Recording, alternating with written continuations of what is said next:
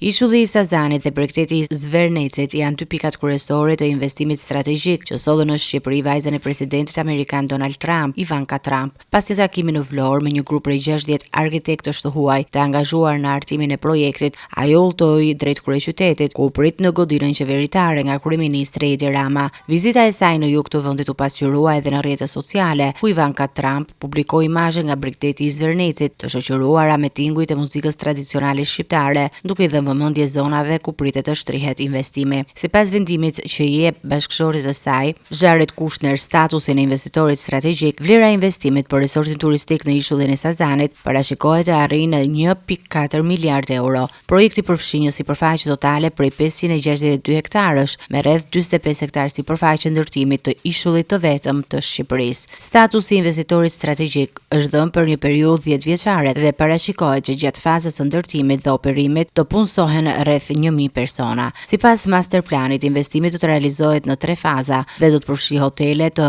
brendeve ndërkombëtare, njësi rezidenciale dhe zona gastronomike me synim zhvillimin e një turizmi elitar në vend. Investimet e familjarëve të presidentit amerikan nuk priten të ndalen vetëm në ishullin e Sazanit. Një tjetër projekt ambicioz është planifikuar edhe në Bregdetin e Zvernecit përmes negociatave tregtare private, duke zgjeruar më tej hartën e investimeve turistike në jug të Shqipërisë.